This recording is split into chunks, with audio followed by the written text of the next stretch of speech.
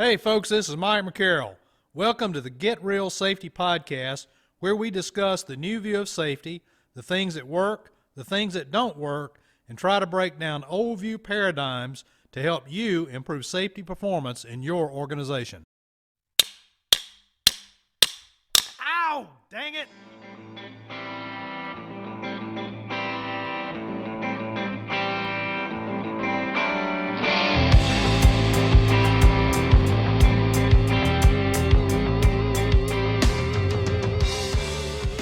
So how many errors have you made today? I made 4 this morning within the first 2 hours. First of all, I forgot to set my alarm clock.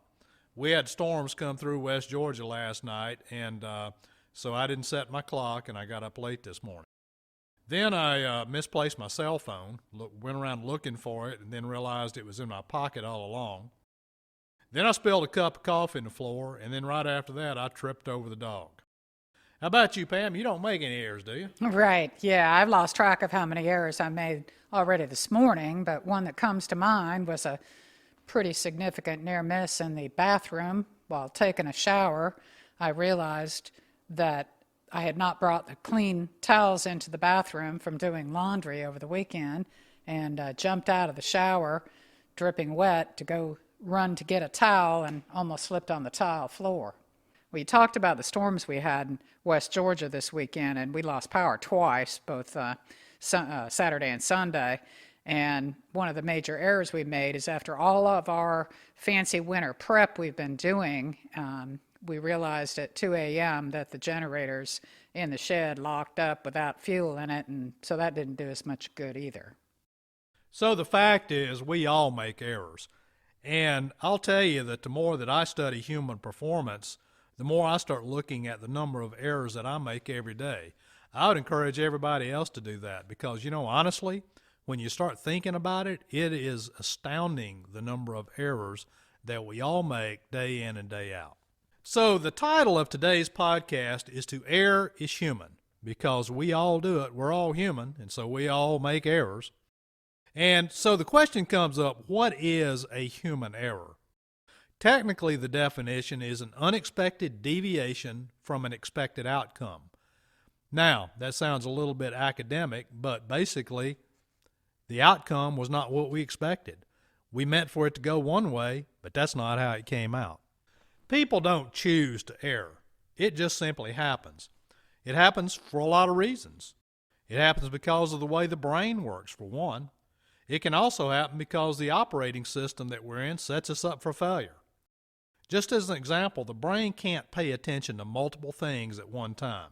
Anytime that we multitask, the chance for error is huge. In our training sessions at Georgia Tech and with our clients, we use a film called The Invisible Gorilla. A lot of people have seen that video, but it has to do with some people throwing basketballs, and you have the audience to count the number of times people are throwing basketballs. In the middle of the scene, a gorilla walks out, stands there, beats his chest, and then slowly walks off the stage.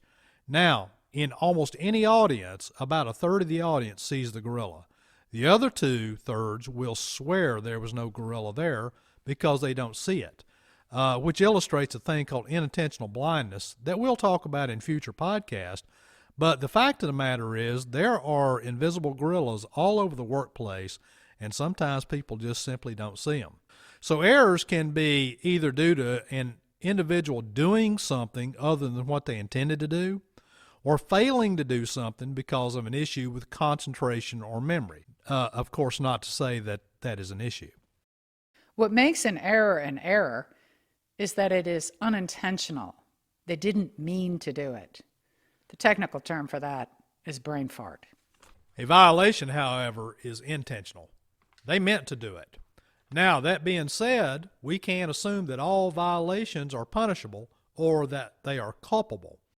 There are some violations that are system-induced.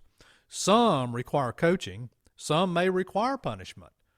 Now, when you think about the percentage of failure, about 30% is actually due to human error.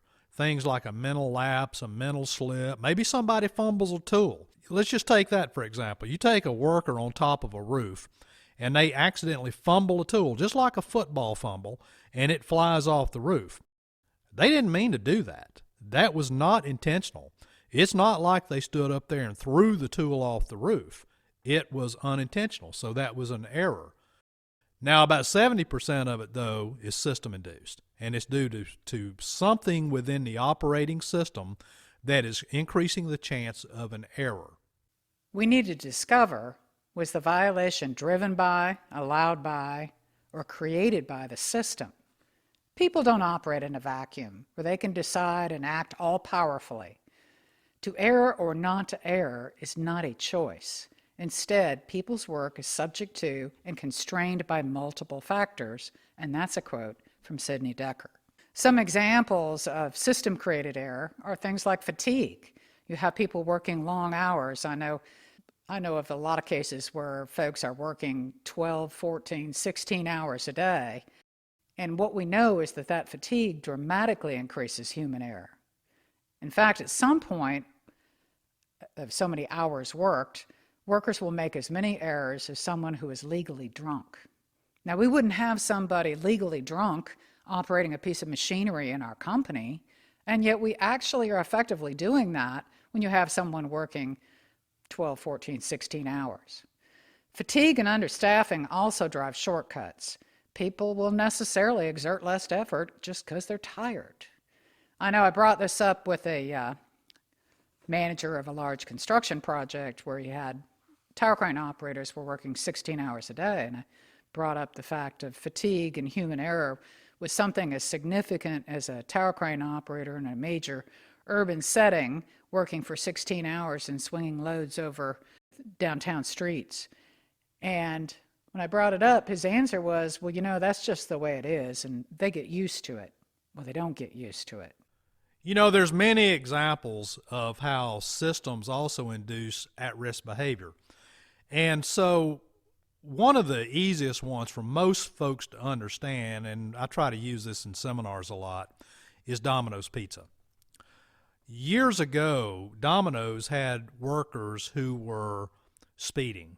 They were delivery people, and they were going through stop signs. They were involved in accidents. And Domino's took the tack that we have all these safety violators. And so they were writing up workers. They were terminating their employment because they viewed the workers as bad apples.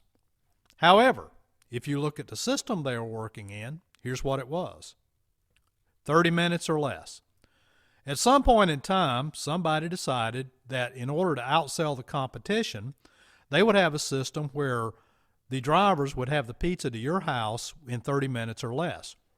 If it was after 30 minutes, the pizza was free. Now, early on, the drivers actually had to pay for those pizzas. Now, I ask you, how much money does a pizza driver make? So if they got that pizza to your house after 30 minutes, not only was it free, but they had to pull money out of their pocket and pay for your family's pizza. The question is, why were they doing what they were doing? And I don't care how many rules, I don't care how much training, I don't care how many written safety programs or forms that you have, that's not going to fix that problem. You terminate that employee and put somebody else right back in the same system, and what are we going to get? The answer's pretty obvious, huh?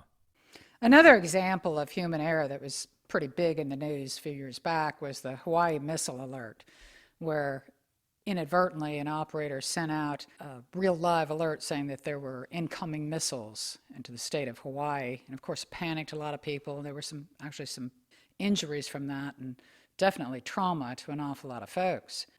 The employee who triggered the alarm said he didn't know they were going through an exercise. He believed the missile threat was real. The employee activated the real-world alert code instead of the test missile. The computer asked him to confirm the choice, and he clicked yes. Of course, what do you think the press had to say? Well, they blame it on human error. So what do you think really happened? Well, one thing was there were no two-party checks, peer checks, or a way for another employee to check in with a colleague before sending the alert. You would think you would want to have some kind of process where there was a double check before that. The drop-down menu that he had didn't differentiate between a test and a live alert. Both alerts had the same interface and the same confirmation language, regardless of whether it was real or a drill that said, "Are you sure you want to send this alert?" Now, I don't know about you, but I make a lot of errors on my computer every day. I sure don't keep track of that. But one thing I know, that if I'm working on a document and I go to close it out, what do I get? I get a little drop-down box that says, "Do you want to save? Do you want to save your work?" Well, what if you went to send out a missile alert, and maybe there was a little drop-down box that said, "Are you sure you want to send this live alert?" in clear, concise language like that. Think that might have helped him? But they didn't have that. Now, industry practice was to have a separate logon screen to differentiate between a live alert versus a test. Another issue, another system issue, was that the drill was conducted during shift change, which caused miscommunications and confusion over who was in charge. And then to make matters worse, they didn't have a recovery process. The wrong alert stood for 38 minutes because the governor did not remember his Twitter login and password. What was the result? I bet you can guess. The employee was fired. Another employee was suspended without pay, and a third resigned before disciplinary action was taken. The administrator of the agency, who accepted responsibility for the incident, resigned. Did we learn from that? Was it human error? Recently, we just had another situation that's very similar, where Toronto area residents received a false alert about a nuclear power plant emergency that was issued in error to the public during a routine exercise. How long do you think it will be before we hear that the cause of this incident is, wait for it, human error? How we respond to error matters. If error is treated like a violation, it's seen as unfair, it causes workers to disengage and starts a destructive cycle of blame. You know, that's true, Pam, and I don't care what kind of accident it is, whether it's a plane crash, train crash, truck wrecks, piece of equipment rolls over, you always hear this on the news, that the cause was human error. The problem with that is that error is not a cause. It is a symptom. And it actually is a window into the operating system itself. No investigation should ever stop with human error as a, quote, cause, unquote. The reason I say that is how we respond matters. If human error is treated like a violation, it's seen as unfair. It causes workers to disengage, it demotivates them, and it starts a destructive cycle of blame. It also tells the workers everything they need to know about management's intent. You know, in human performance, it's really important to separate 4 distinct areas and to ensure that the response to each is different. The 4 areas we need to be concerned with, number 1, is system-induced error. System-induced error means there is something within the operating system that is increasing the chances of errors. It could be things like fatigue. It could be accelerated schedules that are causing people to rush. It could be understaffing that are causing people to take shortcuts. Now, another one is system-induced behavior. System-induced behavior is like the Domino's pizza thing we just talked about, where the system causes people to take at-risk behaviors, and we're not going to solve that issue by blaming the worker. In both system-induced error and system-induced behavior, we have to fix the system. Now, if it's true human error, if it is something like a mental lapse or a fumble or a mental slip, how you deal with that is consequence control. We have to assume that people will make errors. So how do we control the consequences of when they make an error so that we don't have a bad outcome? In other words, we make it safe to fail. The 4th area is culpable behavior. Culpable behavior means that it was an intentional act. Now, again, some of those intentional acts are system-induced. However, there may be some that are because of personal gain or just recklessness or sabotage. So some are coachable, some are punishable, and how we respond really matters. And we're going to talk more about the issues of culpability and blame in a future podcast. Unfortunately, Under the old view, the crime and punishment model, everything is treated like a violation, which assumes everything is a willful decision, and it's not. People can't choose to screw up or not screw up. It just happens because we're human. For example, here's one we hopefully all can relate to. How many of you have talked on a cell phone while you drove a car? Now, it might be legal to do so in a hands-free mode in the state that you're in, but the science is pretty clear. Talking on a phone, even hands-free, is a significant contributor to accidents. How many of you have been driving down the road and reached down to your phone to flip on the GPS setting to come up? Or you got an incoming text and you're in slow traffic and you look down at your phone to read that text. All of those things are risky things, but do we do them? Do we intend for something bad to happen? It's only after the accident we blame the driver, but how many of you listening to this podcast have done that? Why is the old view popular? It's cheap and it's easy and we don't have to dig into the system. It's rewarding. We get rewarded for firing someone because we feel like we've done something. We've solved the problem. Discipline, or firing someone after an event, is actually soon certain positive reinforcement for the one issuing the discipline. In other words, right then, right there, they feel they have positively dealt with the event. But the fact is, they've just left a trap for somebody else down the road. In future podcasts, we will delve a whole lot deeper into the issue of culpability and the use of discipline. I mean, sometimes you got to use it, but most of the time you don't. But for the purpose of this podcast, let's just focus on separating error from violations. In other words, intentional from unintentional. And let's understand that violations can be caused by the system, and also errors can be caused by the system that the worker's operating in. Let's focus on the system, not the worker. So we've talked today about the fact that to err is human, or that making errors is the normal state of the human condition. But what is often left out of that quote is the rest of it, that to forgive is divine. So thanks for listening. Until next time, and go out and save a life today.